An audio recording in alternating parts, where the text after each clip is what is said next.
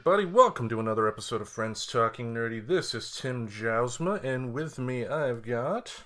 Professor Aubrey. The greatest legal mind that I know. Yep, because you don't know any others. Damn right.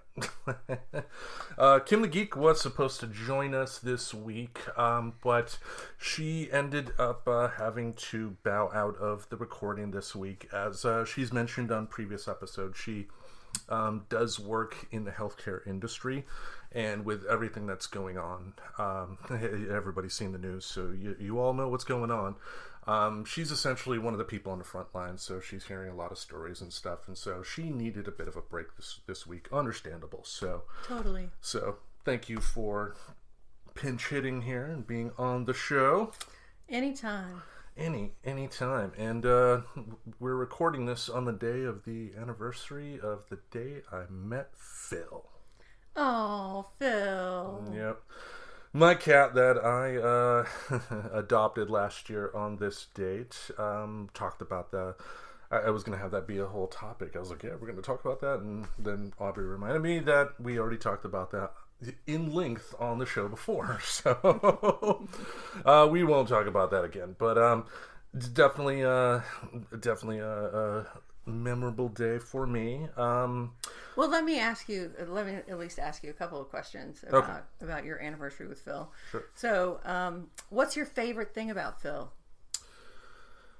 I love when he out of nowhere just goes like he'll hop on the bed, and then Kim has a big fluffy blanket. We have because I'm a weird sleeper. I'm the toss and turn and go nuts. So what I found out is, thanks to, I found this out in my marriage, the best thing to do is that if you are sleeping with somebody else, have a separate set of blankets for each of you. Oh. So Kim has her own set of blankets. I have mine. She has like a big comforter type of deal, but then he'll hop up and just be like a normal cat and then see your blanket, and then he's like, yay!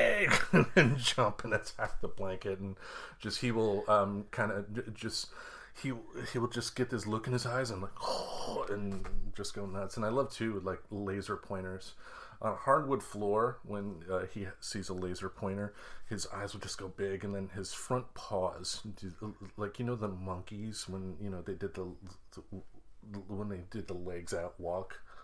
Yeah, Phil will kind of do that, but in reverse. But he'll like kind of shuffle along the floor trying to get at the laser pointer. Nice. So awesome. The other question. What do you think is Phil's favorite thing about you? That I feed him. But I more than anything, because you've had a chance to meet him once, and you were in your car at that time, and you saw how scared he got. Mm-hmm. And I think from day one, honestly, because he's the one who really picked me.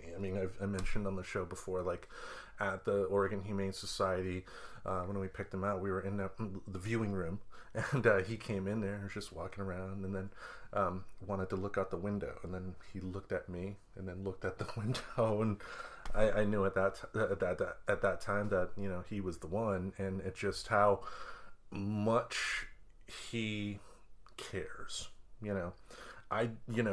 He is an animal, and if we were talking about like if a house fire was going on and someone, a human I loved, was in a building along with Phil, and I only had a chance to save one, of course I'm going to save, if it was like my kids, I'm saving my kids. But, sure.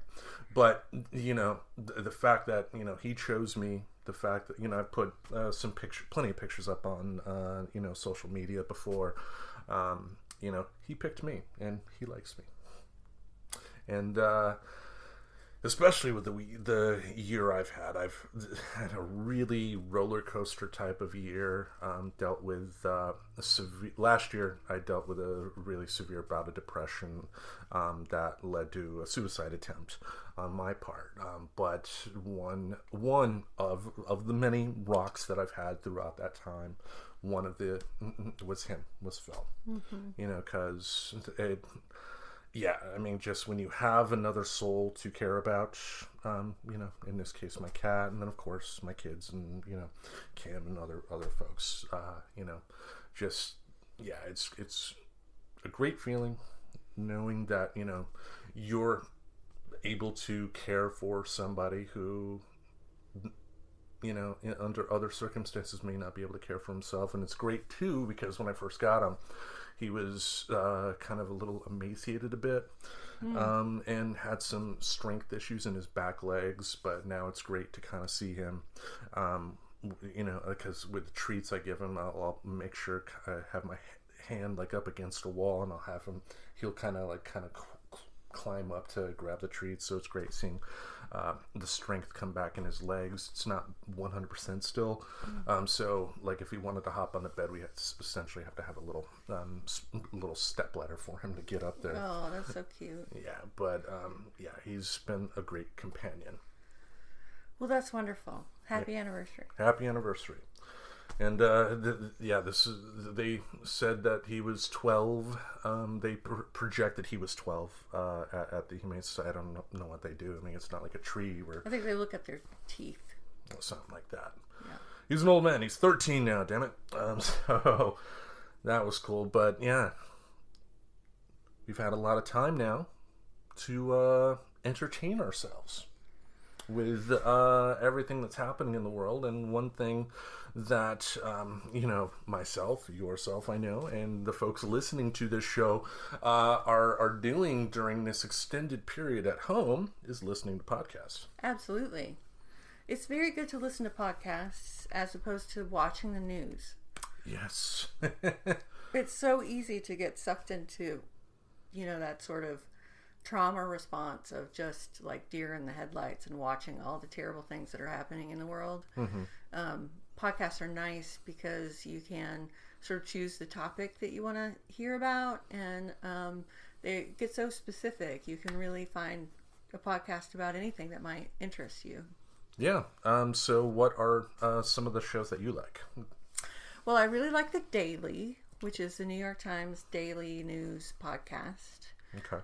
They pick a news story and sort of delve a little more deeply into it. Mm-hmm. So that's a great one to listen to every day. What about you? Me, I primarily listen to wrestling podcasts.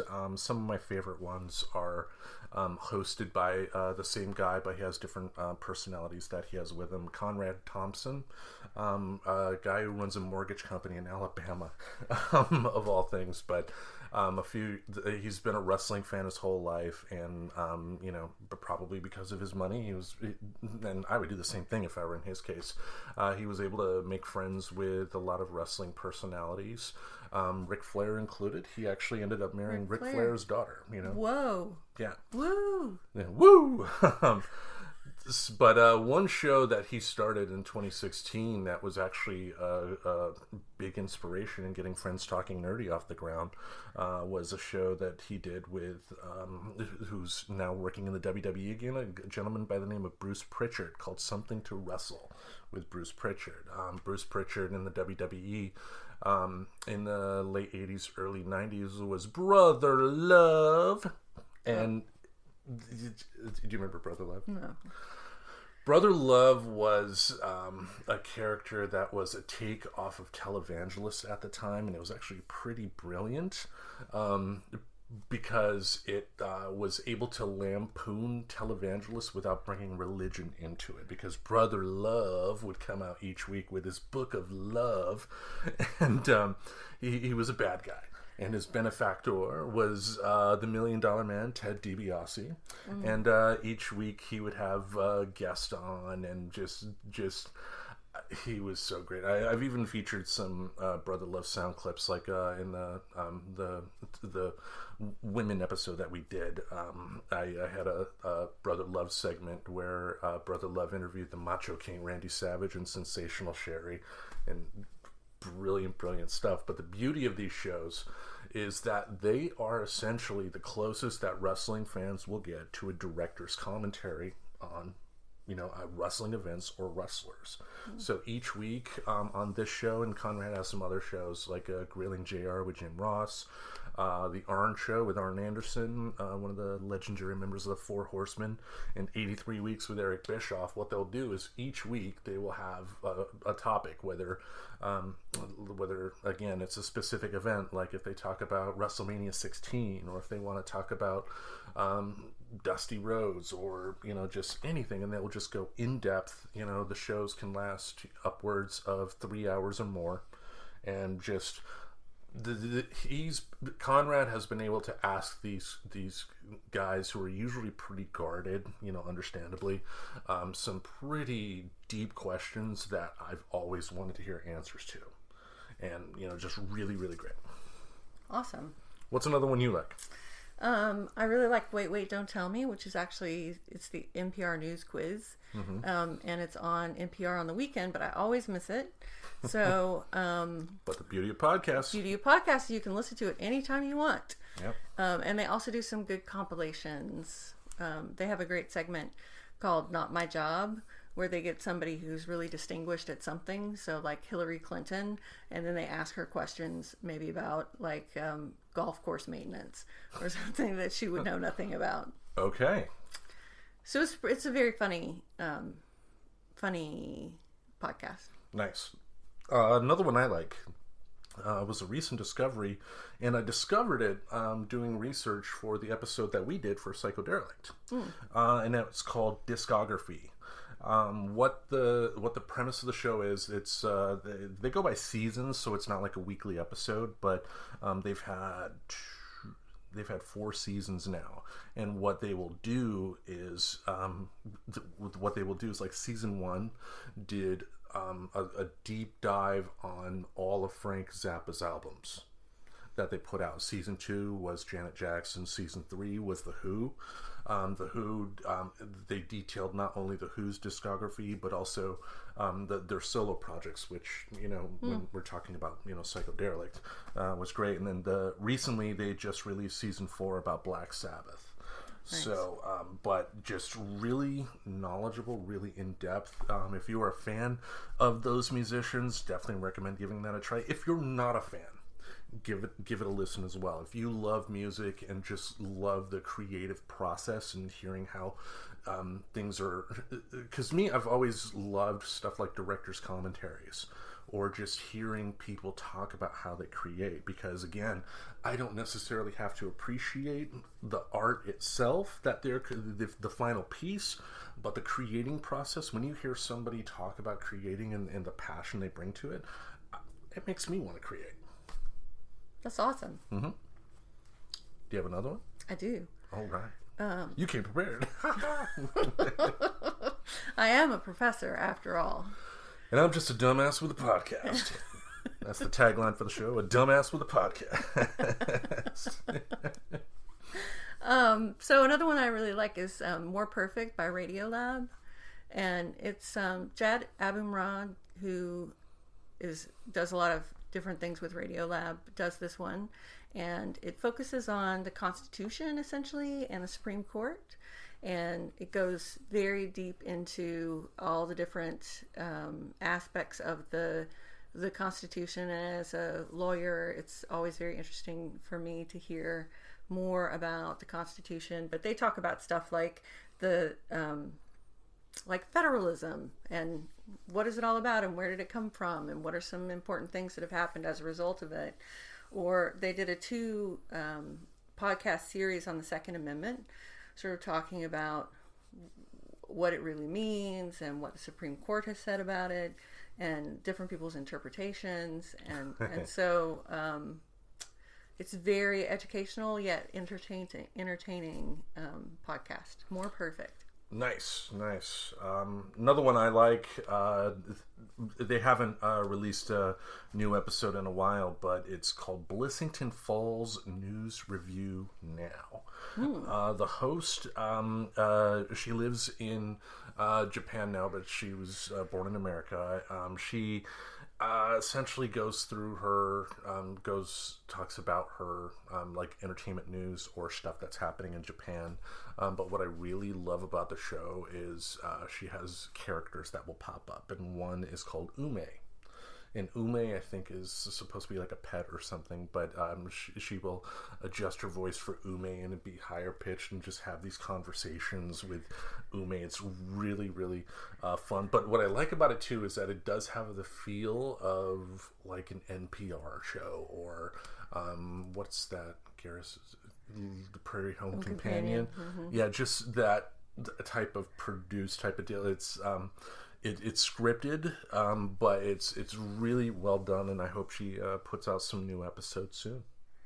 That's awesome. Can you say the name again? Blissington Falls News Review Now. Awesome. Yep. Do you have another one? Yes, the last one I have, I think, is one that we share in common that we both really like, which is Cocaine and Rhinestones. Love that show. It is an awesome show about the early days of country and some of the legends and myths and characters, and it is absolutely hilarious and illuminating and really great. It is, because I think what it did for me is kind of... as I've discussed on the show before, my interest in country music has kind of been blossoming lately. The seed was planted due to a breakup, which thanks, country music is perfect for that. But just listening to that show, the host of the show, his father is David Allan Coe. And so he has very much of a unique perspective in all this, because a lot of the characters that he's talking about on the show, he knows, and hearing, just a lot of the stories too, like, what was that? I'm going to bring it up here. There was a story that he talked about, was really harrowing, really dark. That was about... Look, Spade Cooley, episode 3, The Murder Ballad of Spade Cooley. Really well done storytelling, and if you don't like Ronald Reagan already and you listen to this episode, you're going to have another reason to really hate Ronald Reagan at the end of all this, because just bad. But again, what it did for me is give me a much deeper appreciation for country music, and kind of took...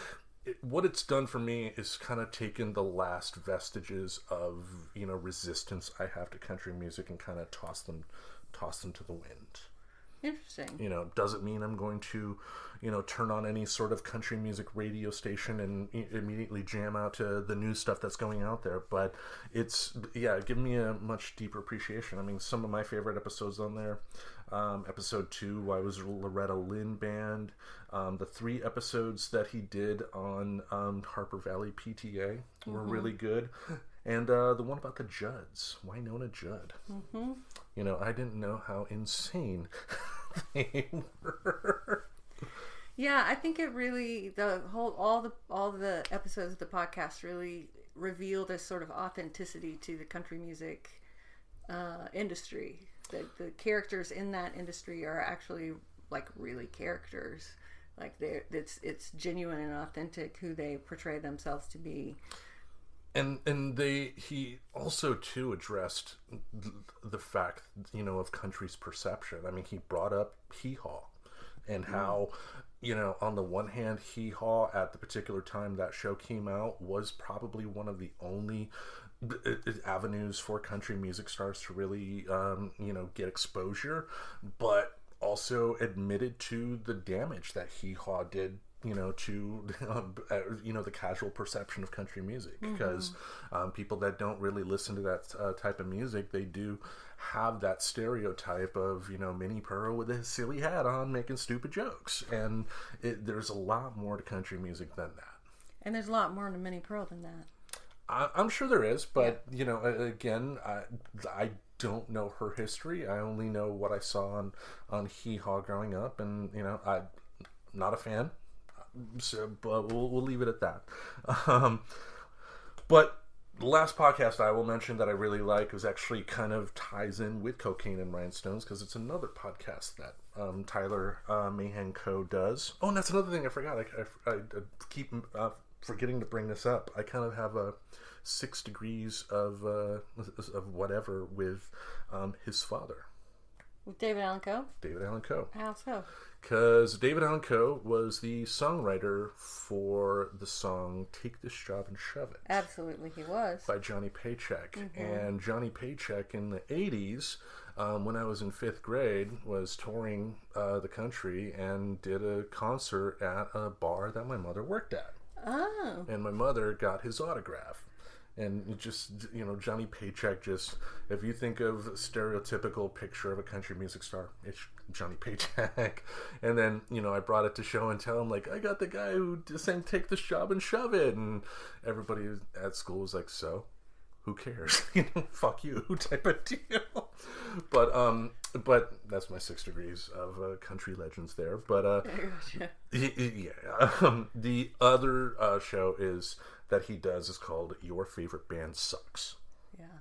Yeah, Kim actually was the one who found that, because she's she did what the host of the show recommended recommended that you do, is that if they have if they release an episode on a particular band and somebody else likes that band, they recommend, without saying anything, just send them the link to the episode and have them listen. So Kim sent me the episode link of their discussion on The Who.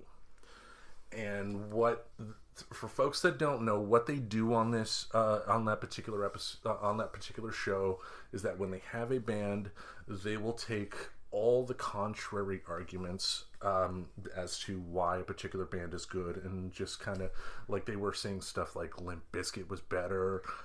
They called The Who a Kinks ripoff, and but the beauty of it is that by taking the contrary arguments, they make you really question why you like a particular band. And that I really like, because, again, like with anything, if it's something as simple as enjoyment of a band, or something serious like a political the discussion, a lot of people today tend to have opinions on stuff and they can't really defend them, and that especially with stuff like social media out there, is not healthy. When it comes to artistic stuff, sure, it's not that big of a deal, but with political stuff, if you're gonna spout an opinion, you should be able to defend it. And and that's what I love about what they've done on that show. It's just that they've made it to where, you have to really defend it. Because when I was listening to it, I was like, no, you son, I get what you're doing, but damn. It was really great. So I definitely recommend folks check that out. Awesome. All right. What's another thing that we can spend our time with during this quarantine? Watching movies. Yeah. Great transition there. I was just going to go to the next topic, but hey. That's why they pay me the big bucks. I know. She's the lawyer, folks. And the professor. But last week on the show, we had a topic of our top 5 favorite movies from the year that we were born. Last week on the show you did that. Last week on the show. And did you listen to that episode? I didn't hear that part, I don't think. How dare Maybe I didn't listen to that episode. How dare you? No, seriously. It was very interesting because, it was just a way to kind of do a deep dive, see what movies that you like. I mean, I picked stuff like Rocky, that came out in 76, so that was a good choice there. But I thought for this week, why not take it on, but just keep going with the theme here. So I thought, why not come up with a list of my top 5 favorite movies, our top 5 favorite movies from the year that we were 10. Nice. Yep. So I also put this question out there for folks on social media as well, and I did get a pretty good, decent amount of responses here. So before we go through our list, and to preface this, next week on the show, when Kim comes back, we will discuss her list as well. But let's go through the list here of what folks had to say before we go on ours. Okay. Number 1, George Rodriguez, a former co-worker of mine. He mentioned these movies, and let's see if you can guess what year. His number 1 choice, Training Day. Really good movie. Ethan Hawke, Denzel Washington. I believe that was Denzel Washington's first Oscar win, which he should have had an Oscar a long time before that, but that's a different story for a different day. But Antoine Fuqua, I believe, was the director on that movie. Really, really good. I remember seeing it in theaters. Have you seen that? Training Day? Mm-hmm. I did see it, yeah. Yeah. Dr. Dre and Snoop Dogg are in it as well. Another one he mentioned, Jay and Silent Bob Strike Back. This movie, I loved Kevin Smith movies up until this point. And this is where I think Kevin Smith kind of went off the rails. I don't know if it was he lost his passion for it or what, but this was not good. It was the first time that really crystallized my hatred for Will Ferrell, because Will Ferrell's in that movie. But it's still a better movie than Jay and Silent Bob Reboot, which I happened to see this morning, and my God, what a horrible, horrible movie that was. Do not recommend that. Don't see it. Another movie he recommended was Below. I have not seen that. Oh, it's good. Yeah. Johnny Depp, Penelope Cruz, directed by Jonathan Demme, I believe, who did Silence of the Lambs, as well as Stop Making Sense from the Talking Heads? The name of another one, an American classic, How High, with Method Man and Redman from the Wu-Tang Clan, Wu-Tang. And then his last choice was Super Troopers. Haven't seen that one. So, another person who can... So I was supposed to guess the year, I thought. Oh, yeah. What year? 92? No. 2001. Oh, whoa. I was way off. Yeah, a little bit. All right, next choice here was from my good friend Lisa Chilton. Her first choice was Dances with Wolves. I actually remember seeing that in the theaters. I don't think I saw it in the theaters, but I've seen it about 100 times. Yeah, that's one of those. I mean, seeing that, it's not something that I could watch again and again and again. It's not like The Empire Strikes Back or anything like that, but I knew when I saw it, it was good type of deal. I think it overvalued Kevin Costner as not only an actor but as a director.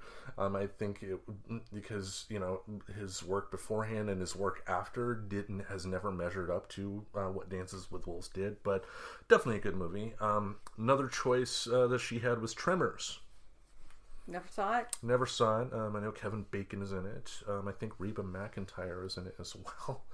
If not that one, another one, but God's gift to acting there.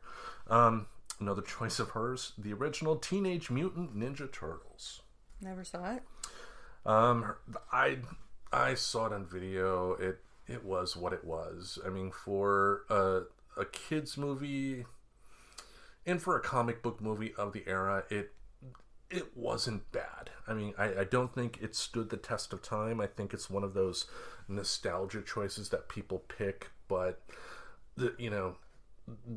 just not that good. Like my love for the Super Friends cartoon. I mean, the Super Friends cartoon, quality wise, is not good.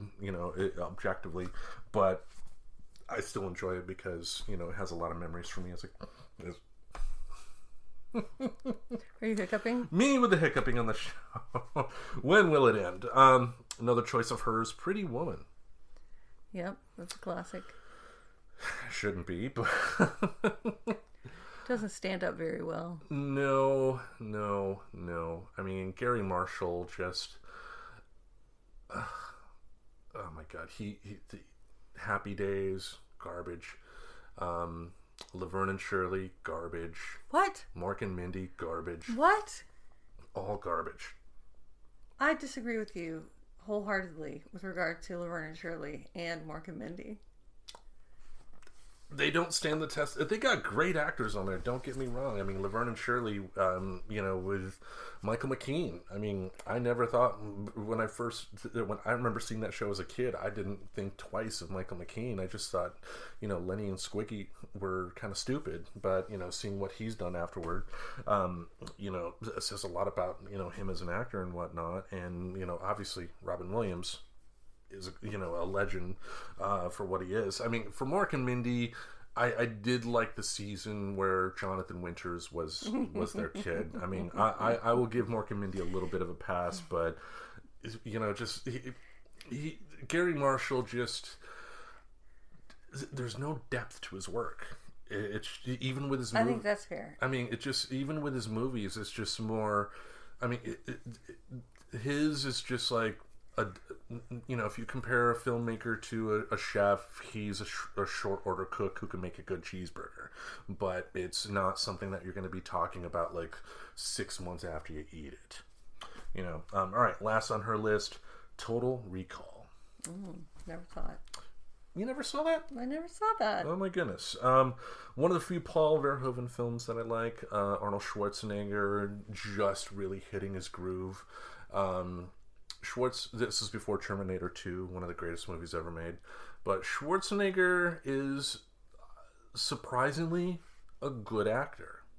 I know when I was in college, I studied theater in college, and my professor was always one to note that Schwarzenegger was a bad actor. And yeah, Schwarzenegger is never going to be able to do Macbeth or anything like that. But I wouldn't say he's a good actor, but I think he's a smart actor because he knows his limitations and he knows what he can bring to particular types of roles. And he will actually surprise you. He's had some pretty decent low-budget movies in the past few years. Like there was one I saw on Amazon called Killing Gunther, which is a bizarre movie. Kind of, it's the premise is it's kind of like a reality show, but the reality show is showcasing assassins, and he's just an eccentric German assassin, and he's great in it. I definitely recommend that. But Total Recall is definitely a classic.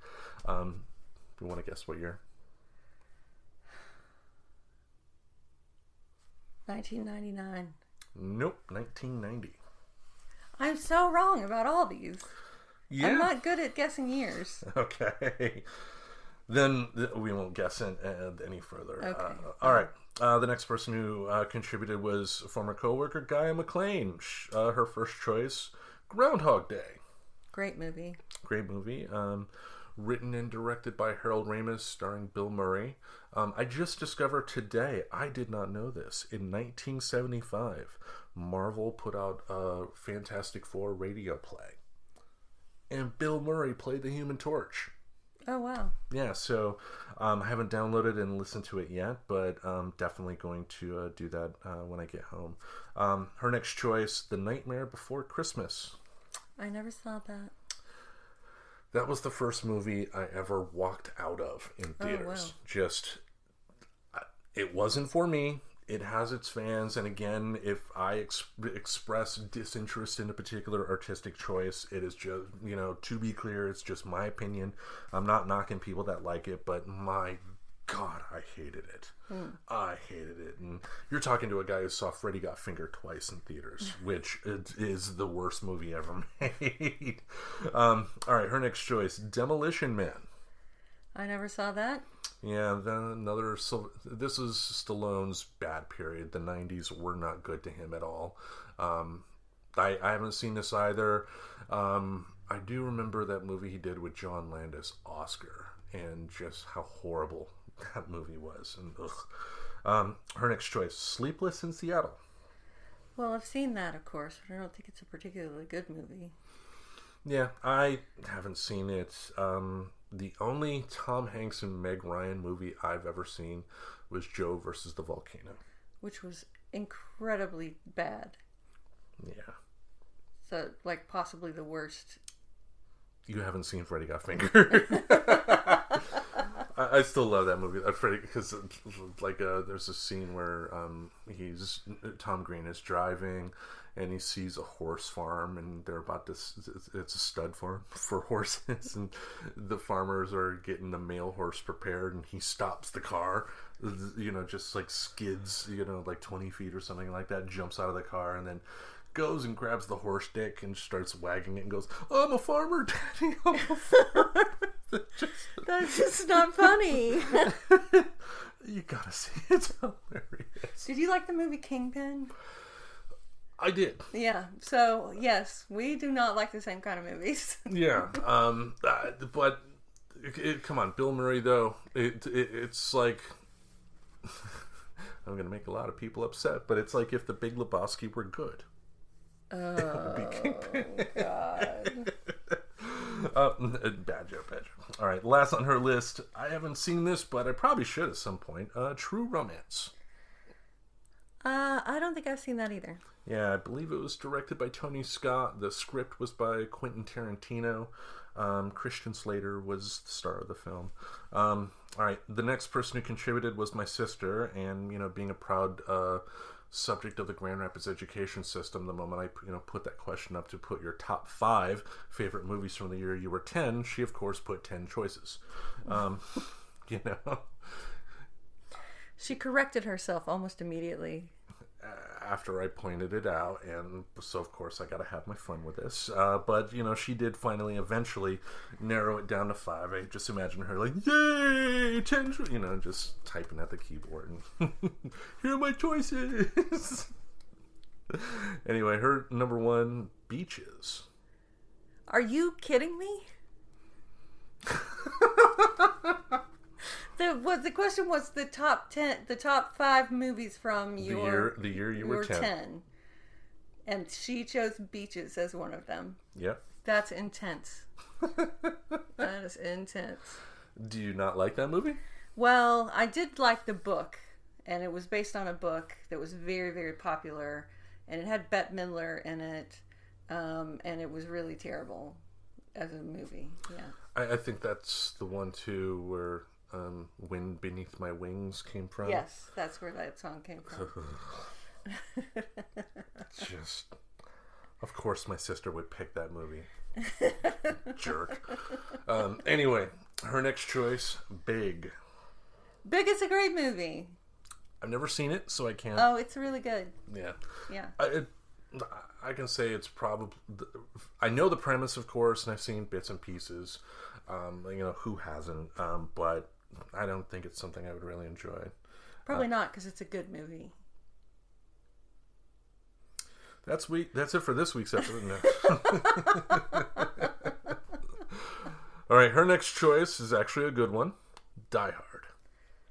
Well, yeah, I mean, everybody loves Die Hard. Yeah. Classic. I've actually read the book that the movie was based off of. And the interesting thing about that is that most people don't know it's actually a sequel to a book called The Detective. And The Detective was made into a movie in 1968 starring Frank Sinatra. And there was, in the contract for The Detective, I guess, there was some legal verbiage that said that if there was a sequel ever made, Sinatra had the choice of first refusal. Mm-hmm. So imagine if Die Hard starred Frank Sinatra. At 65. Well, in the book, the character in the book is named Joe Leland. It was going to, it wasn't Nakatomi Tower, it was a different company name, but he was going there to see his daughter instead of his wife. And so the book is actually, the screenwriters did a pretty accurate job of what the book is. But the big twist, but the big thing that they switched for the movie, which I think was the better choice, was that the book, the bad guys were strictly terrorists. They were not thieves. They just wanted to, do what terrorists do. But, I do think John McTiernan, he was the one who switched them from terrorists to essentially robbers. And I think that was the better choice. But Die Hard, thanks to the Laurelhurst and a great local movie theater in town that hopefully gets to open up again soon, was able to finally see Die Hard on the big screen. So one of my bucket list movie choices here. Her next choice, Rain Man. Rain Man's a very good movie. It is. Even though it has Tom Cruise, definitely a good movie. And that was actually one of the first times that I remember that Dustin Hoffman really became Dustin Hoffman for me. I mean, because I mentioned on the show before that, I remember seeing the poster for Tootsie when I went to saw E.T. as a kid. But I didn't know who Dustin Hoffman was. But, seeing him in Rain Man, I mean, he's a legendary actor. I don't think we're going to see him on the screen again because I think when the Me Too movement hit, there were some stories that came out about him that were not flattering at all. So, but, great movie there. And her last choice, Twins. Whoa. Okay. Of course, she would end on a crappy note. Danny DeVito and Arnold Schwarzenegger. As twins. Supposedly, well, not supposedly, I know they're working on it. They want to do a sequel called Triplets and have Eddie Murphy be in it as well, and they would all be brothers. That's insane. I hope it doesn't come to fruition, but it is what it is. Anyway, the next person was former co-worker of mine, good friend Eric Dahlberg. He chose The Matrix. Good choice. Can't go wrong there. I wish I'd seen that in theaters when it first came out instead of The Phantom Menace. I've never seen The Matrix. Duh, what? Yeah, it's kind of my Princess Bride. I've never seen it, and I don't want to see it because I'm one of the few people in the world that has never seen The Matrix. Wow. Got a challenge. just like you have a challenge of me watching The Princess Bride, which there is no chance in hell of that happening. Maybe we could work out a trade. Maybe we can. All right, the next movie, The Mummy, the Brendan Fraser one. Whoa, that wasn't a very good movie. I wouldn't say it was bad though. I think I'm surprised it didn't gain more traction because I think there were elements of it that should have made this a much more long-standing franchise than it ultimately became. Brendan Fraser, when he's given the right material, is a pretty good actor. And, for that type of action movie, he has the charisma to pull it off. So I'm, surprised they only got 3 movies out of that franchise with him as the star. But Eric's next choice, Boondock Saints. I feel like I've seen that. I've seen bits and pieces. Willem Dafoe's in it. One of the guys who went on to bigger fame in The Walking Dead was one of the stars of the movie. But it's kind of, I think the big thing that people have with this movie is that the creator of the movie was heavily inspired. You could tell he was inspired by Quentin Tarantino. It's just, stylized action, shootouts, and just over-the-top type of dialogue, which with my movie taste, what they are, I'm surprised I haven't seen it and enjoyed it myself, but is what it is. His next choice, Fight Club. Fight Club is awesome. The first rule of Fight Club is that Fight Club is awesome. I've never seen Fight Club. Oh, you would love Fight Club. Well, I'm not a huge Edward Norton fan. It doesn't matter. And Brad Pitt, just overrated as an actor. Have you seen Snatch? No. Oh, you would also love Snatch. Isn't Jason Statham in that? I don't think so. Okay. Anyway, Eric's last choice, Dogma. Really? You don't like Dogma? It was really, I think when I heard about Dogma, I thought, oh, wow, that's cool. It's a movie making fun of religion, and I was living in the Bible Belt at the time, and so I was like, oh, this will be great. But then it was really terrible. I'll put it like this. For me, it's up there with Chasing Amy in a sense that, for me, in my 20s, I thought it was a really deep and insightful movie. Oh. But seeing it now, it's just that hubris of being young, that where you think your ideas are so deep and whatnot, but they're really not. And it definitely has some good points. And even though she doesn't say anything, I thought the casting of Alanis Morissette as God was pretty inspired. But just he had a lot of ideas that, due to the budget, he was never going to be able to execute on, and also with the subject material at hand, he shouldn't have tackled it. I mean, because he clearly did not have the ability to properly get that point across, and it is what it is. So, not really a fan of that movie anymore. All right, last person who gave their choices was a good friend, another coworker of mine, Desiree Perez. She chose Flashdance with Kevin Bacon. Never saw it. That's Footloose. No, Flash. Okay, you're right. Flashdance You're right. is the You're one right. with What a Feeling. I'm with the maniac. Oh, Jennifer Beals. Yeah, Jennifer Beals Okay, as okay. as the welder who is the stripper as well. It's essentially a 90-minute music video, right? It is, and it's pretty sexy. 80s sexy. It's pretty 80s sexy. It's pretty much like 12-year-old watching it. It's pretty sexy. Okay. Her next choice, The Man with Two Brains. That, of course, was a Steve Martin flop. Yep. I don't. Yeah, I mean, Steve Martin on film. The Jerk was a classic. I love The Jerk. I mean, with a Carl Reiner movie, you can't go wrong. But he hasn't really done too much movie-wise that I've really liked. Her next choice, National Lampoon's Vacation. That was written and I believe directed by Harold Ramis, with Chevy Chase, of course. It's a funny movie. I haven't seen it. It's a funny movie.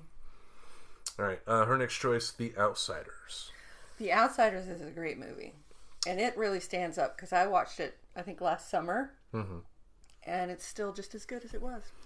Yeah. I mean, I remember seeing it as a kid. I haven't revisited it lately. But I'm probably going to be biased to watching it because when you make movies like The Godfather, Godfather 2, and Apocalypse Now, something like The Outsiders will never ever compare to those movies, no matter how good it is. So I would probably watch it with my critic hat on and not really enjoy it as much as I could if I did not have that hat on, which lately I seem to be critical of everything. So who knows? Another choice of hers, Risky Business. As like a good movie? One of her favorites, yeah. One of her favorites. Okay. Yeah, and that's the list here. It's favorites. It's not saying that these are the greatest movies in cinema history or anything like that. Right. Because we tried to choose what we thought were good movies. I chose my favorites, but my favorites I also feel are good. Oh, I misunderstood the premise of the whole thing. But still, I mean, your choices, even though you had a different idea of what it was, are still ones that you like, right? Yes, I do. Okay, then yeah, problem solved.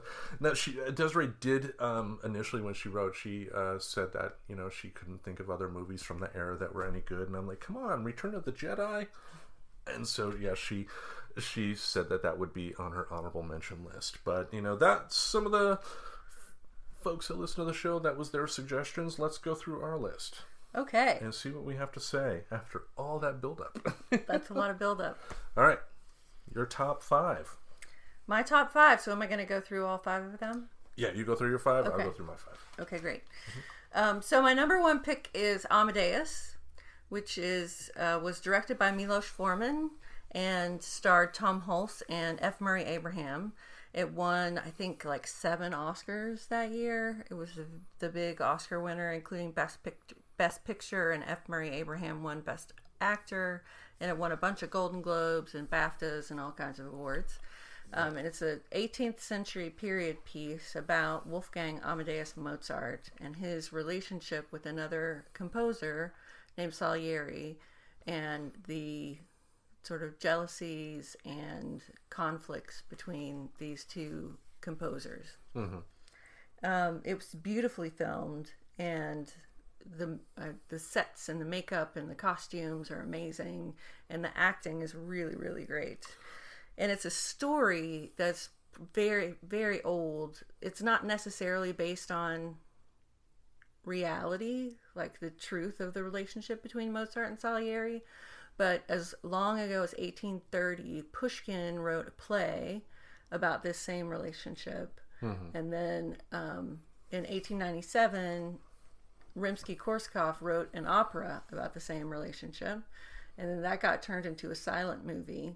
So it's a story that's been told over and over in different contexts, but it really is a beautiful, beautiful movie.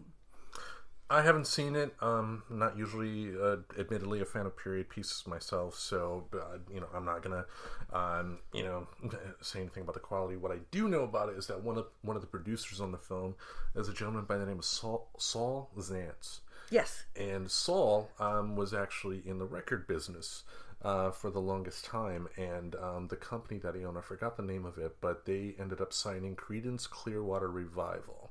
Very nice. And it wasn't nice for John Fogerty, because John Fogerty apparently is an idiot. One of the members of Creedence was actually a business major in college, but John Fogerty, I guess, was so eager to get a record deal that he just signed away everything Creedence-wise without letting any lawyers or anything like that. This happened so many times. Yeah, and I'm sure if I ever got rich and famous, I'd be that stupid. So hopefully somebody's there to stop me. But yeah, I guess during some of the Creedence Clearwater Revival money helped fund that movie. Really? Mm-hmm. Nice. Yep. Yeah, he was the producer of it. Yep. What's your next choice? So my next choice is Spinal Tap. Classic. The first of the mockumentaries from Christopher Guest and his motley crew of characters, including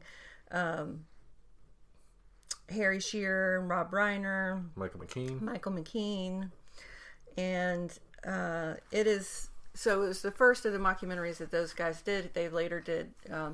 Christopher Guest later made Waiting for Guffman, Best in Show, a number of other mockumentaries that never quite reach the level of Spinal Tap. And This is Spinal Tap has these endearing lines that are we still talk about them today. Turn it up to 11. Right, turn it up to 11. Exactly, that's the one I was thinking of. I had the audio clip on the show before, but I love that part where he's playing a piano piece and it's beautiful. And then Rob Reiner goes, "What do you call that piece?" "I call it Lick My Love Pump." And the beauty of that film as well is that you hear actual musicians talk about that movie. Like Ozzy Osbourne said that when he first saw it, he thought it was real. Mm-hmm. And the music throughout is amazing. I actually became aware of Spinal Tap due to their second album. They released an album, I believe, in 91. They had a great song on the album in an amazing video called Bitch School. Which just amazing. It lampoons kind of hair metal at that time, but it's also a great song, and that's what the beauty of what Spinal Tap was able to do, because I think more than anything, if the music was not good, I don't think that movie would have been it so wouldn't effective. have worked. No, it wouldn't have worked if it wasn't so believable. Everything about it was so believable. The way that it was filmed, the way that they approached the interviews, the way that they filmed the behind the scenes stuff, and the music was all so believable. Yep. Such a great movie. And it just seemed like they always had such a good time together too, and that really comes across on the screen, I think. Yep. Paul Schaefer, he's in it too. He's absolutely. The music executive, I think. No, please kick my ass. Kick my.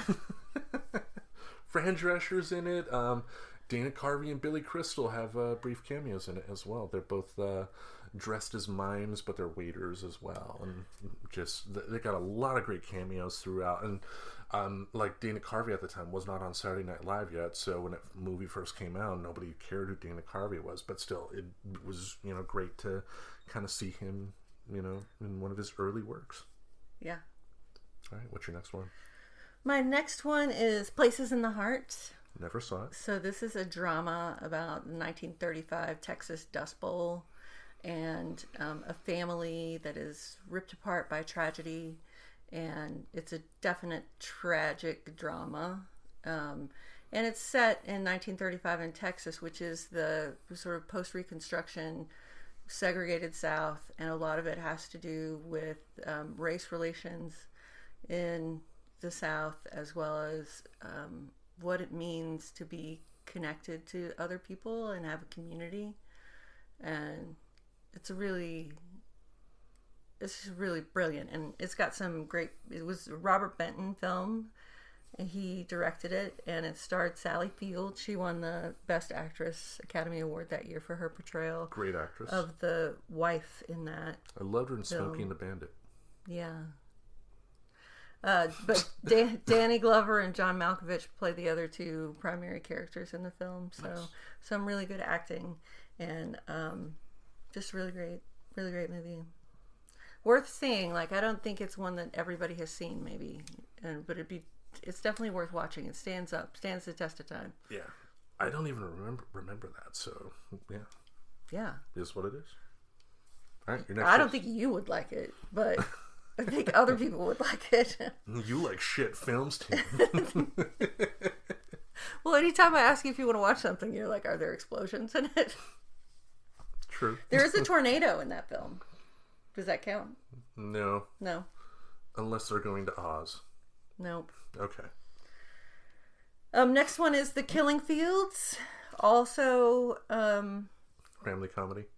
Also a tragic drama. Also starring John Malkovich. This was really during John Malkovich's really productive year, and it won 3 Oscars. Was nominated for 7 Oscars. So, really good film. It's about the Khmer Rouge in Cambodia. And it's based on memoirs of Cambodian and American journalists who worked together to cover the civil war in Cambodia, which was between the communist Khmer Rouge and the national forces of Cambodia. And the civil war in Cambodia was spurred by the Vietnam War in neighboring Vietnam. Yeah. And it's about their relationships and also about what living under a totalitarian regime is like. You know, it's historic and it's recounting of what that war was like, and the time after.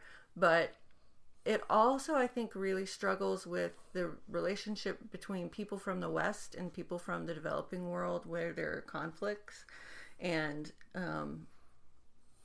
what happens.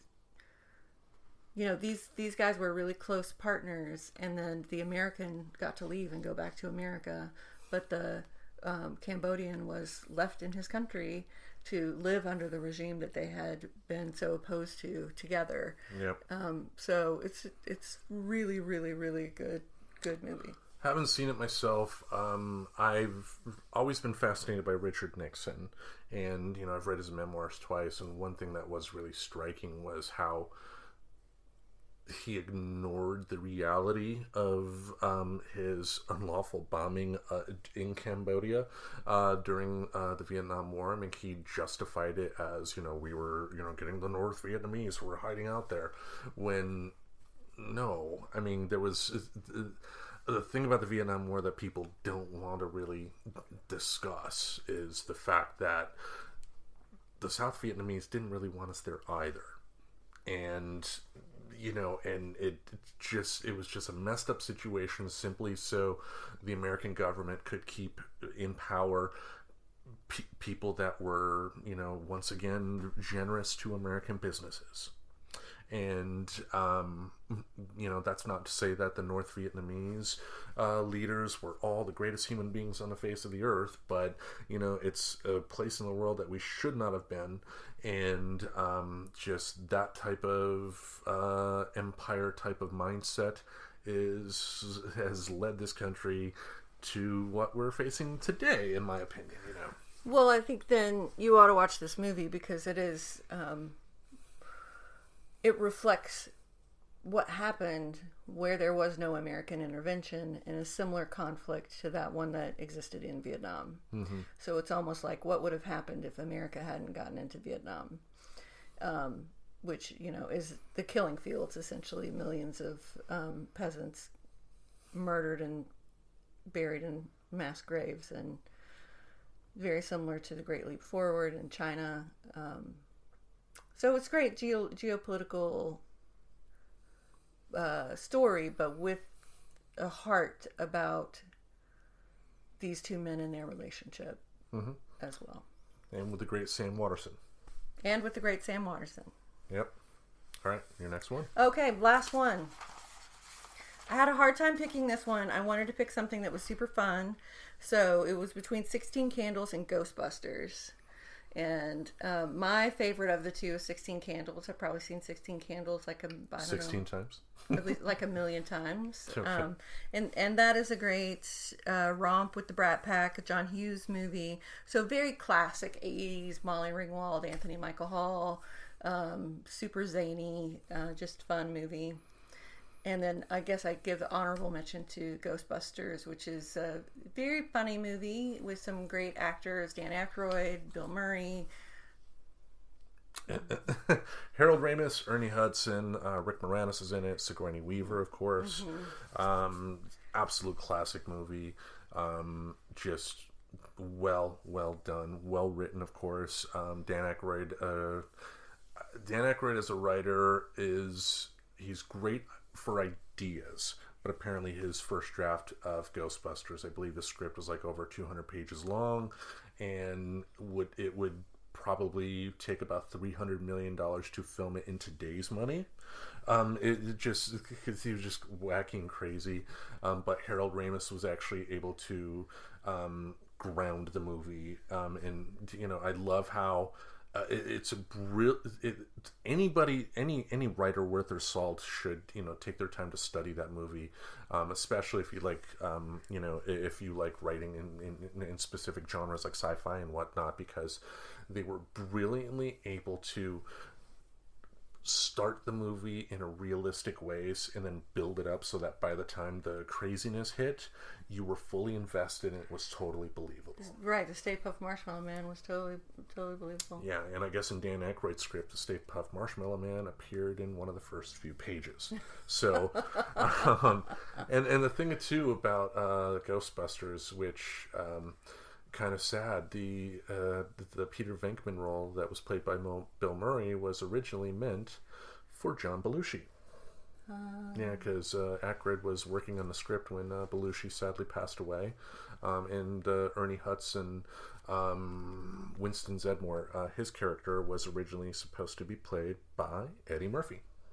Oh, interesting. Yeah, which Ernie Hudson has always been a little upset about, and he's been very open in interviews, because I guess when his agent gave him the script for the film, it was the script that was written with Eddie Murphy in mind, so there was a lot more Winston Zeddemore in that particular script that he read, and he was like, damn right, I'm all in for this. And then he shows up, and then he's barely in the last third of the movie. And Ernie Hudson, if you haven't seen his work, I mean, he's one hell of a good actor, and he should have had a lot more to do in that movie, in my opinion.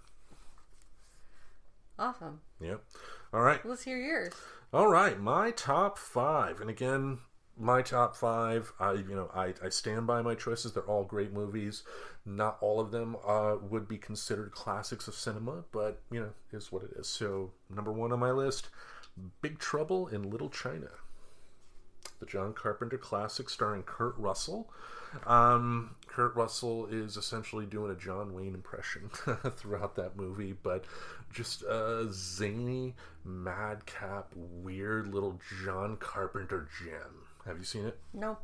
Oh man, it's been a while since I've seen it, so definitely something we should probably put on the watch list at some point. But just John Carpenter in the 80s could really do no wrong. I mean, if you think about it, I mean, The Thing, Starman, that's another kind of unheralded one that people don't really talk about today, but that starred Jeff Bridges and Karen Allen. That was a good one. They Live with Roddy Piper and Keith David, another classic. But John Carpenter can really do no wrong, in my opinion. I mean, even a bad John Carpenter movie, I would take that over, any quote-unquote good Michael Bay movie any day. Another one on my list, Star Trek IV, The Voyage Home. Didn't see it. You never saw that? No. Oh, wow. That is a shock. This, for folks that don't know, this is the whale film.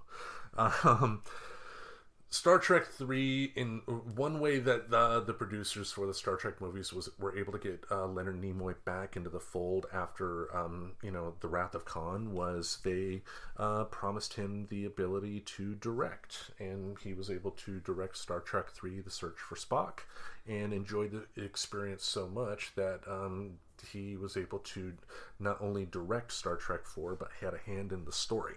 And the story is about I guess the Earth is being attacked by aliens there, but they discover that the aliens are essentially looking for whales. And so they, in a Klingon battle cruiser that they took over at the end of Star Trek 3, the Enterprise crew is able to go back into time, into the 80s, and are able to find some whales and bring them back and, save the Earth. Believe it or not, Eddie Murphy was supposed to be in Star Trek 4. He was replaced by the whitest white woman in history, Catherine Hicks, who played the mother on that bad CW show Seventh Heaven.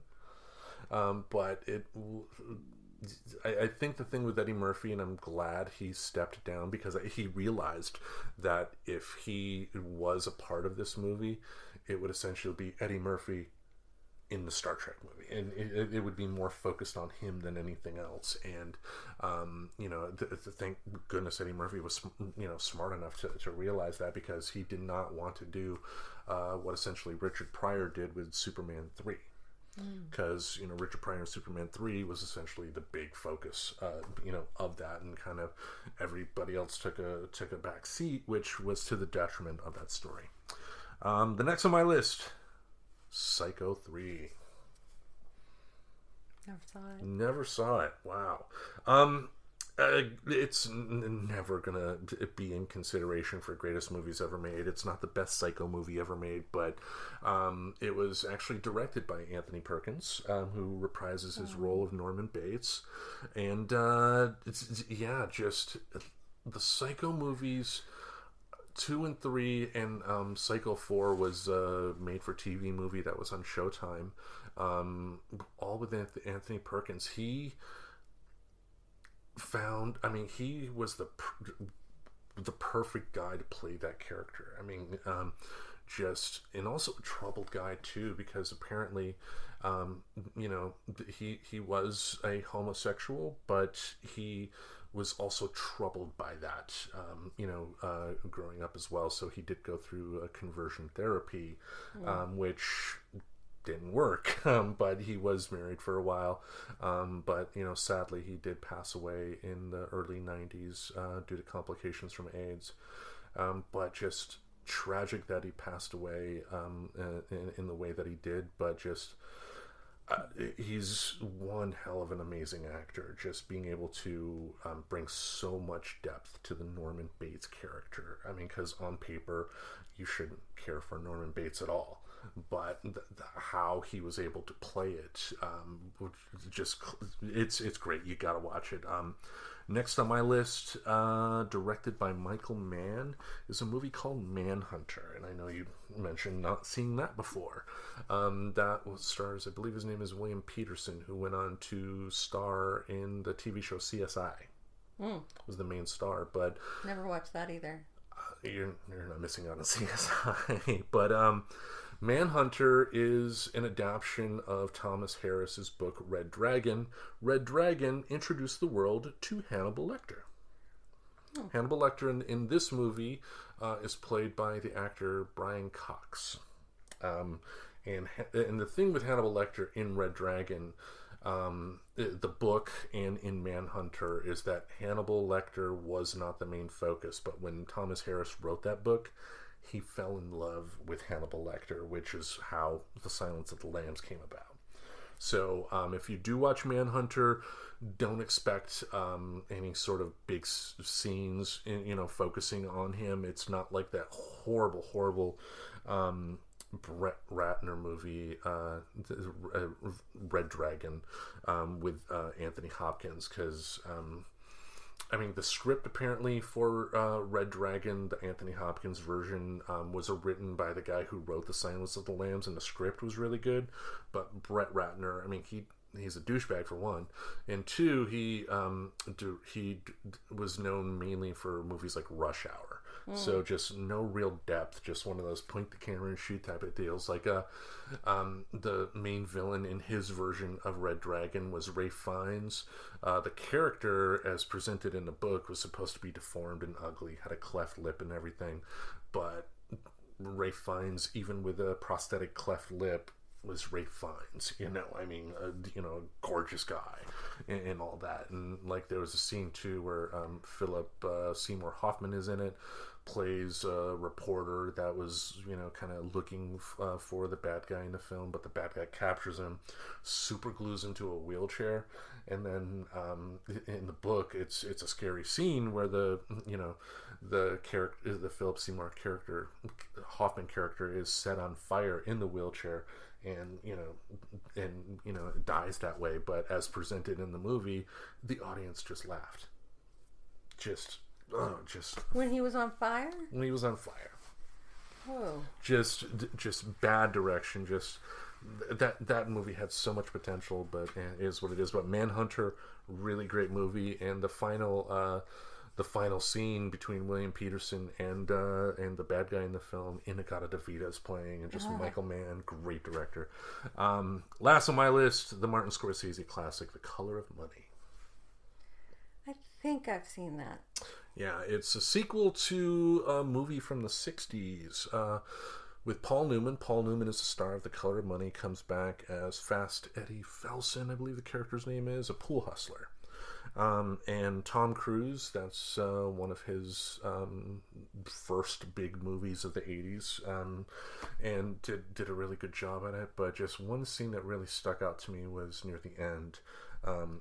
You find out that the Tom Cruise character intentionally lost a pool tournament to Fast Eddie because he was taking some side bets and made more money that way. And the Paul Newman character, got the Tom Cruise guy, Vincent, I forgot his last name, into another pool hall where it was just them, and challenged him to another tournament, another game, until he won. And Tom Cruise's character was just young, cocky, just talking, but then Paul Newman just looked at him and just pointed at him, said everything he needed to say without saying a word, and just, it's Paul Newman, an acting masterclass. I mean, it's a great movie, great soundtrack, directed by Martin Scorsese. I think that was one of the first movies he made, because I guess in the early 80s Scorsese had some drug issues, but this is one of his kind of essential comeback type of movies, really good. And I did want to list an honorable mention here, a short movie by the name of Luxo Jr. And for folks that are not aware, this movie was the first Pixar movie, and the first movie that was nominated for an Academy Award that was a CGI movie. So, for what Pixar has been able to do for their brand, but also what they've been able to do for computer animation, period, and computer things in movies. You can't mention best movies or favorite movies of '86 without mentioning that, just because of the impact, what Pixar's been able to do over the years. So awesome indeed. Now, so what a wide variety of movies we've given people the opportunity to learn about and maybe watch. Definitely, and avoid boredom during this quarantine. Yeah, I mean, now's the perfect time. Do a deep dive on your Amazon Prime subscription, Netflix, whatever you have. Check something out that you may not necessarily like, except for The Princess Bride, or The Matrix. Matrix is a classic. Princess Bride is a classic. But did Keanu Reeves make you cry at any point when you were a kid? Yes. No, he didn't. The fact that you are willing to admit that as an 11-year-old boy, he made me cry. Started crying because your favorite wrestler was getting beaten up, amazes me that you're not ashamed of yourself. Nope, not at all. And I don't think I should be, because Andre, he was bad. Anyway, album of the week. Album of the week. All right, we got to have some singing. Good job there. The album this week, we're initially going to talk about Paranoid from Black Sabbath, but I called an audible because I thought about it, and especially with the quarantine being what it is, I thought, why not find an artist that that could use the support. Now this podcast does not have a big reach whatsoever. What? But believe it or not, yeah. We not listened by millions around the world, but I wanted to kind of showcase an artist that I've become aware of through Twitter. She's really good, and just wanted to be able to help shine a light on her work to get some new listeners for her, because at the end of the day, if one person were to buy one person from our audience were to buy one of her albums or listen to one of her albums on a streaming service, that's going to be more impactful for her than it would be for one of our listeners to buy or listen on a streaming service to a Black Sabbath album. And with the world being what it is today, artists should look out for each other. So the album that we're going to be talking about is from Kate Nix. The album was her latest release, I believe in 2015, called Sage and Silver Bullets. First became aware of her thanks to Ice-T. Yeah, he did a retweet to a video she made. It was her cover of the Ice-T song. Was it Big Guns? The Big Gun from the Tank Girl soundtrack. And just I loved Kate's take on that song, because she made the song her own. It doesn't sound anything like the Ice-T version of the song, and it really, as a writer myself, I in my work, admittedly, I don't write too many female characters, because I feel that if I'm going to have a female character on there, I want to feel that they are women, and I don't feel I write women that well, so which is the reason why I don't have too many female characters on there. But when I heard her version of this song, it really reminded me of a character that I created, Annie Walker. I loved the whole feel of the song, just the energy, the sort of craziness that she brought to the video, but just definitely, I fell in love with Kate's work at that time. So I thought, let's go through her album track by track. The disclaimer we usually give here is that, when we give our review, we're going to give an honest review. So if we like something, we're going to say so. If we don't like something, we're going to say so. The mindset that we have is that if we give a critique, it's going to be the type of critique we would want to hear if someone were, giving us their opinion about something that we create. So, let's go through it. Let's go through it. I was just going to mention that this is, I think, her latest LP, but she's had a number of singles released recently in the 2019, 2018. So she does have some newer stuff that's out there available.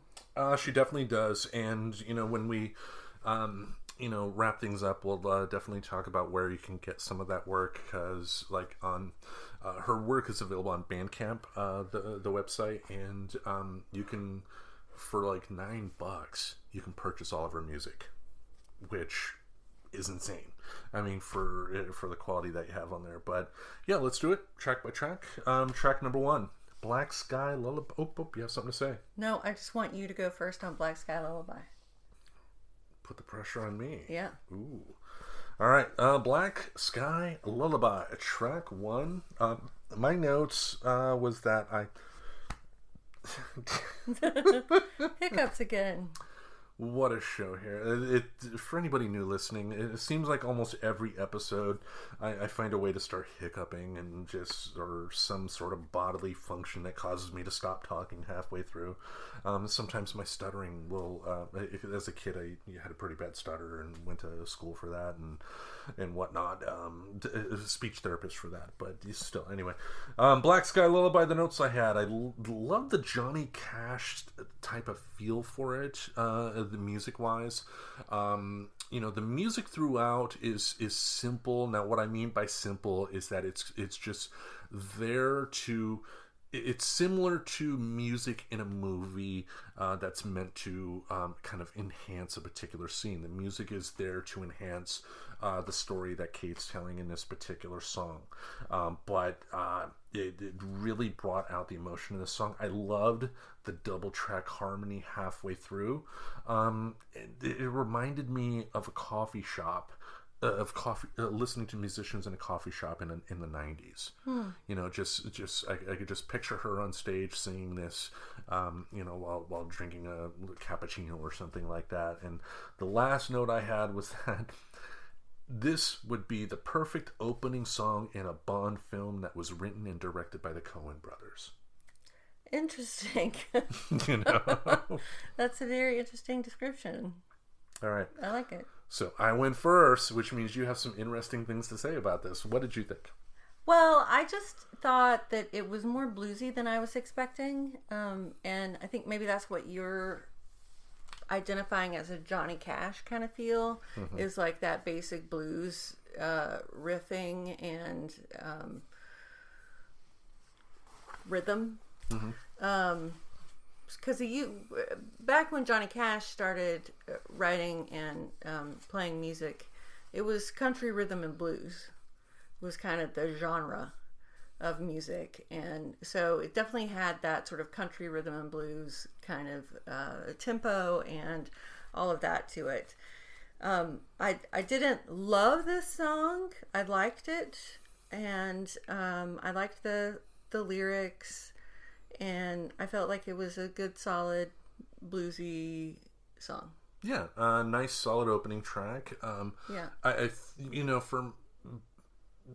For me, there are some groups like the Rolling Stones. The Rolling Stones generally, for their albums in the 70s up till today, they want to start out with the absolute best song as the first song on the album, and that's great if you can pull that off. But for me, more than anything, I think an opening song should be kind of like in a musical, like the opening music that kind of prepares you for the more meatier tracks halfway through. And I think that's that's the feeling I got with this. It's not like a Rolling Stones Start Me Up or anything like that type of start, but it gets you in the mood for what you're going to hear on the album. Yeah, I thought in general the album had a real good mix of different types of songs, and that they were pretty evenly dispersed throughout the whole album. So you had a good variety of different types of songs. You definitely did. All right, the next track, Annabelle. So this is one of my two favorite songs. Okay. It's just a really sweet little ditty with a very pleasant melody and some really nice, so there's double track harmonies again. And I really enjoyed it. It's just a sweet little story, very straightforward. It's a good song. Yeah. Notes I had, I did love the kind of the 50s doo-wop type of vocals. And I'll mention this more and more, but in the episode where we talked about the Billy Joel album, I forgot the name of the Billy Joel album, but during that album he did his own backing vocals, and I was kind of critical of that because Billy Joel is good in some songs, but I just didn't think he did a really good job with the harmonies with the background vocals. But throughout this album, one really hardcore strength that she has is knowing how to have harmony with background vocals, and I think she did a really good job in this song. The song gave me the feel like I was in an old theater hearing this song, and I liked that. Sonically, it does sound like the first track, so just similar type of country rhythm and blues as you mentioned, with the vocals essentially being the main instrument. I did think the ending felt pretty sudden. I think it could have. It felt like. It felt like there could have been at least another 20-30 seconds added on to give it a more proper ending for me. It just is like, and we're done. and for which I don't take that as a negative because I wanted more. It just felt like the ending was a little too sudden for my taste because I wanted more. So definitely not a bad track. Next song, Calm Down. So this is a little darker song. It's got some minor chords in it, and the lyrics are echoing what I thought was a conflict between a man and a woman. The woman having some emotions and being told to calm down. That's sort of how I interpreted the meaning of the song, which is like a phenomenon, right? The don't be hysterical, just calm down, or your emotions are not valid, or why are you making such a big deal out of this kind of communication, which I'm sure is probably much more of a bigger sticking point for any woman, more so than it is a guy, because I'm sure guys more often than not are don't be so emotional, calm down, type of deal. So exactly. Mm-hmm. So I liked the premise of the song, and I'm a big fan of minor chords and sort of moody sounding tracks, and this is a pretty moody sounding track, so I liked it. Okay. The note I had is that the song really reminded me of that Nirvana song, Something in the Way. But it was more emotive. Are you familiar with it? Yes. Okay. Just Something in the Way was just more of kind of a downbeat for Kurt Cobain. Just the depths of your soul type of dark emotions, and this did remind me of that as well, but it was just, again, I liked her vocals on this because it was more emotive. I loved the guitar riff that opened it. It set the mood perfectly, and I didn't know if she had a violin or if that was a synthesizer playing through, but it really helped with the mood of the song. I wouldn't say that this is necessarily my favorite track on the album, but great placement in terms of the track listing, and not a bad song. Agreed. All right, next one, Blood and Bone.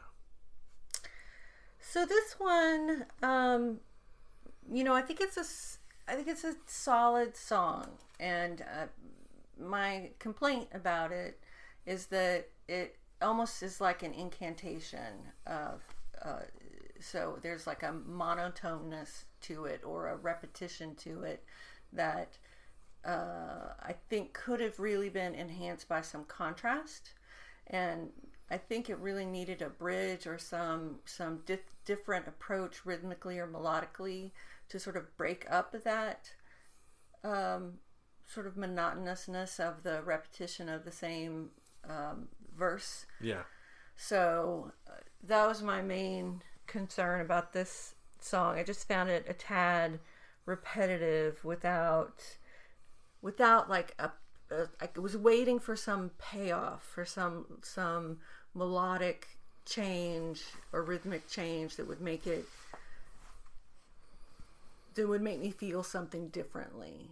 But it felt like a pretty flat, emotion-wise kind of song. Okay. Yeah, I mean, this is not my favorite track on the album here. A little mellow for my taste. I did like the backup vocals on it. Again, another solid strength that she has throughout the entire album here. While the song did pick up near the end and did have some great guitar work, yeah, to your point, it was just, it could have had something sprinkled throughout that gave it a little more variety, because it was just the same type of feel throughout, and just, yeah, at this point I was waiting for the next track. So again, not my favorite, but it is what it is. Now, the next track, really love this song, Spring Cleaning. What'd you think? I thought it was really reminiscent of Folsom Prison Blues, which is a Johnny Cash song.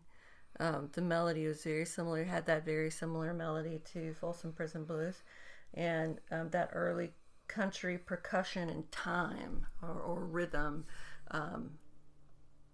just really reminded me of a Johnny Cash song, and I love Johnny Cash, so I like the song. Nice. For me, I love the lyrics because it kind of this song is kind of in the same vein as "You're Breaking My Heart" from Harry Nilsson. Just one of those relationship songs that where you're just telling the other person just fuck off and just trying to make yourself better type of deal, and I really like that. The backup vocals, really good. She brought her A game for this particular song especially, but like I said, throughout the entire album she did great with that. And you mentioned Johnny Cash. I got Loretta Lynn vibes for this, Well, there's similar vibes. yeah. And yeah, it's not far off. It's not like you said Johnny Cash and I said Slayer. Right. But yeah, just it's a great, simple, concise track that's just fun to listen to from top to bottom. Definitely one of my favorites on the album. And the next track here, The Curse of Eve. So this is probably my second favorite song after Annabelle on the album. It's similar to Annabelle in that it's a sweet little melody with really nice harmonies on this song. And it describes sort of what I interpreted from it was this sort of description of how a lot of women feel, particularly younger women, about the sort of internalization of the judgments of society that we learn from magazines and other, or not even magazines anymore, but just like the internet, social media, filters, like everybody's beautiful, everybody's perfect. And so you sort of are always comparing yourself to those images that you aren't going to be able to live up to. So there's that disappointment in oneself. And I felt like it had a really nice message sort of about being in that moment. And then at the end she sort of skips to, well, I know I'm not what I eat, or I know I'm not what I'm portrayed to be. And so sort of gets to that point, skipping over a little bit, I think, the journey of how you get over that kind of thing. But I like that. I like that in the end it comes out that she's very sort of body positive and sort of has a feminist perspective on, doesn't matter what I look like or what you think about me. I'm sort of valuable on my own as I am. Yeah, definitely love the message on the song myself. The only critique I have of this particular song, this is the one time where I critique the harmony as it was presented, because I felt both the main vocal and the backup vocals had a lot to do, yet the backup vocals were kind of muted somewhat in the mix of the song, and I felt that if the backup vocals were going to have as much as they ended up having in this particular song, they should have been given more prominence in the audio mix, in my opinion. Or just the backup singer, the backup vocal. I mean, she was the backup vocals. The backup vocals should have just been more, not lyrically focused, but kind of more similar to like the doo-wop, just kind of like in terms of just like making noise. Did you feel distracted because you didn't feel like you could understand what the backing vocals were saying? A little bit of that, and admittedly, I think my hearing is probably not even the best there, but it's just kind of they were kind of presented as equals, yet the main vocal was kind of given more prominence audio-wise compared to the backup. So I wish there was just more sonically equal there, or the backup vocals kind of given less to do, if that makes sense.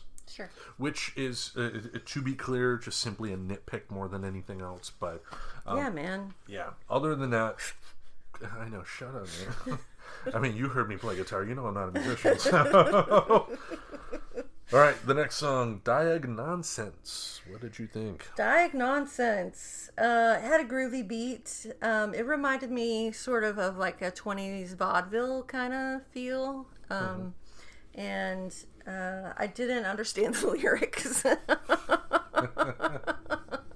And maybe that was by design, but I didn't really get what the song was about. But I liked the tune. Yeah, when I heard it, you definitely get the vibe that you're in a smoky jazz club somewhere, and she was doing her best Jessica Rabbit impression here. I mean, just and I mean that in the best possible way. If you've seen the opening, her debut in Who Framed Roger Rabbit, she's singing that jazz song, just sultry, just moving everywhere. And I just Kate was doing the Jessica Rabbit here, and it was really good. Yeah, and just the music.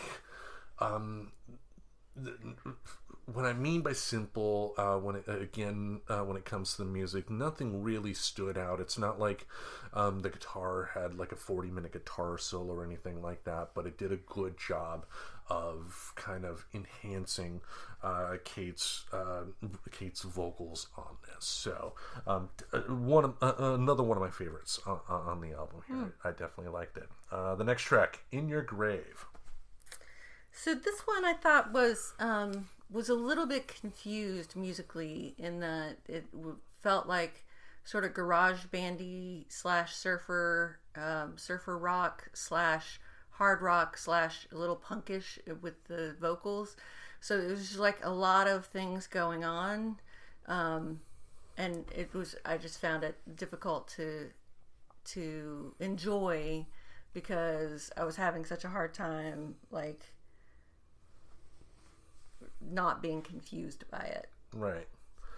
I wrote that I definitely got a Shirley Manson vibe from the song, lead singer of Garbage. Oh. Guitar work reminded me, it really sounded like a 90s pop rock type of song. And just, it was about a bad relationship.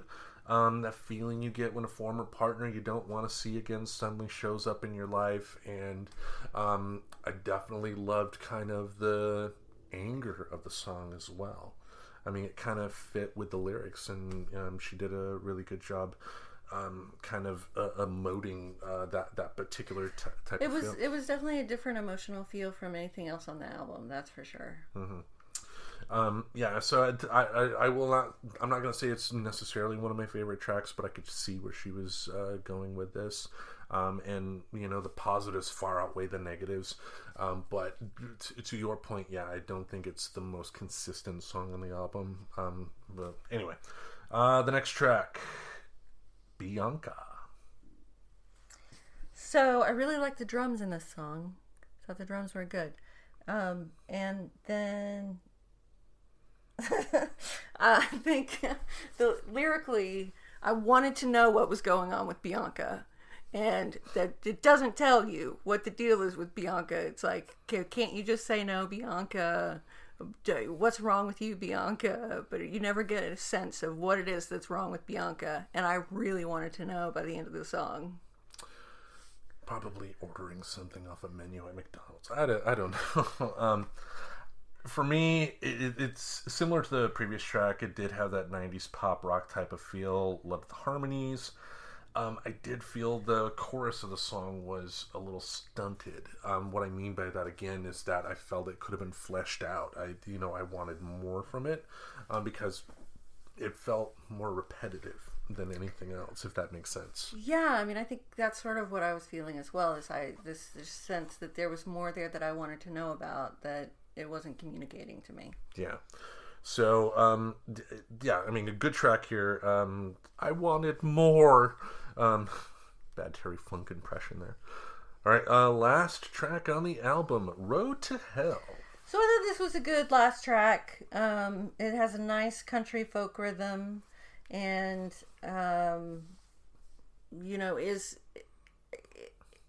is representative, I think, of the work on the album. Again, I was a little confused by the lyrics, and I'm very interested in lyrics, so I listen to them very closely and try to understand what the song is talking about. And this is like, I think something about the devil and the fight for redemption, sort of good versus evil, and somebody sitting and having to choose between good and evil. and ultimately ending up with evil or with the devil. Maybe that's what it was about. Yeah. But I thought it was a good way to end the album. The notes I had, the opening guitar work kind of reminded me of "Wish You Were Here" from Pink Floyd. That type of vibe. I mean, and I'm not saying it was like a direct ripoff or anything like that, but just that type of similar type of tempo. I could see this song playing over the credits, the end credits of a Jim Jarmusch film. Like if he did a sequel to his early 90s classic Night on Earth, which is about 5 stories about it's about the same moment in time at 5 different places on Earth of 5 different events that happen in a taxi cab. Really good film, but just I could see it closing that. I think the only nitpick I would have is I probably would have had a little more of an up-tempo song close the album. Not necessarily like a "Won't Get Fooled Again" type of up-tempo, but just something a little more forceful, if that makes sense. Just a little more powerful. So, and but when I say that, I'm not saying it's a bad song. It's a good song, but it's just me. If I were the producer, I don't know if I would necessarily close things with this particular song, but that's just my 2 cents. Yeah, I thought overall the album was a good. It sort of definitely felt like a first album, and I think she's got a whole lot of potential. I want to go listen to some more of her more recent stuff now. Yeah, she's again a great just overall artist too. I mean, she does a lot of stuff. If you go to katenyx.com, katenyx.com, you'll find the links to purchase her music on Bandcamp. She has merchandise for sale. She has a Patreon that you can support, just like we do, with a Patreon with artists, especially in the times that we have today. I mean, this is one way for an artist to be able to continue creating their work. Every week on YouTube, she has shows. One called the Lullaby Lounge, where she's also a seamstress as well. Her husband, another reason why I love her, is that her husband is a pro wrestler. And, I should have known there was a wrestling connection. Yeah, had to get that in the show this week. His ring name is Ophidian Cobra. You already talked about wrestling podcasts. Okay. Well, the second time. So fine. Don't worry. And this is why I have a lawyer on the show.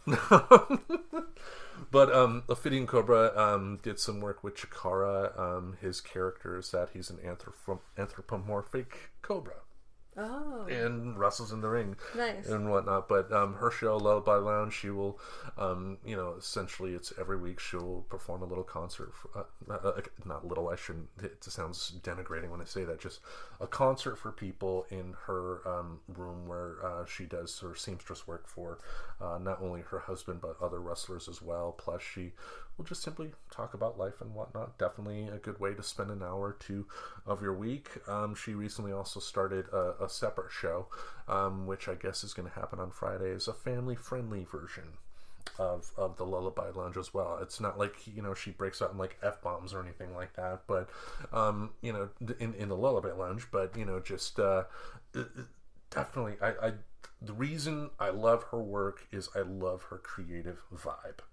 When she's one of those type of artists that, for me, just, when I see her tweet, when I listen to her music, when I watch something like the Lullaby Lounge, I get the urge to create something myself, and I find that absolutely beautiful, and it's something I want to support, and especially in times like this where everybody's money is getting affected in one way or another.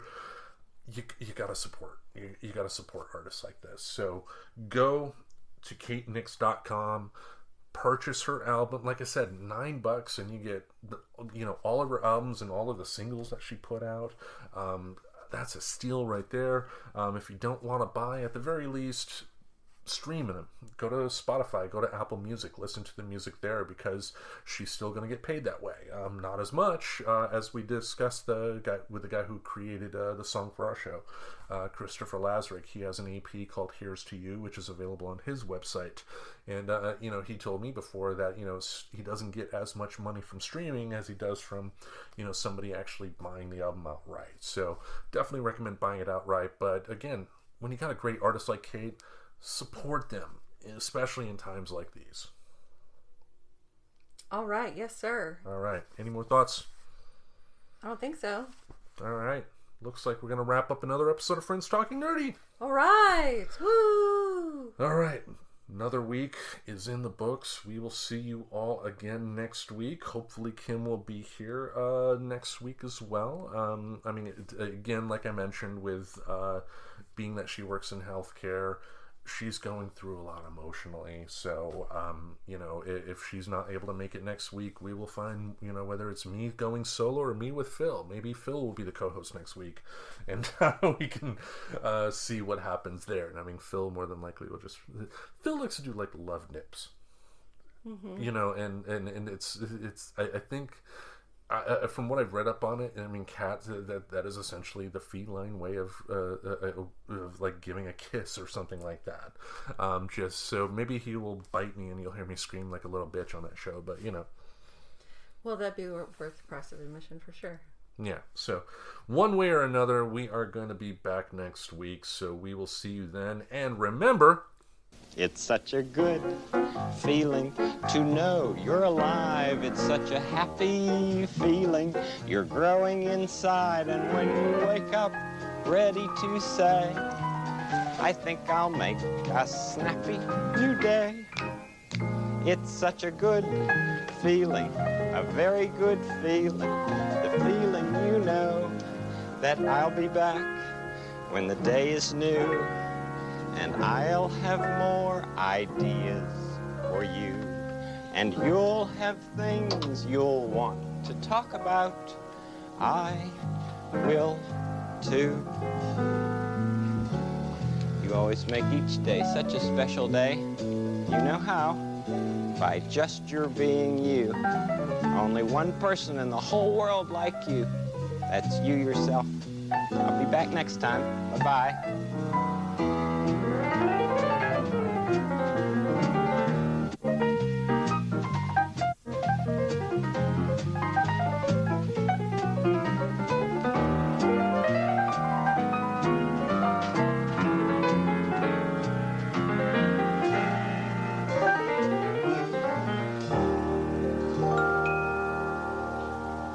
Subscribe to Friends Talking Nerdy on iTunes, the Google Play Music Store, as well as Spotify. Remember to support Friends Talking Nerdy on Patreon. Goodbye, darling.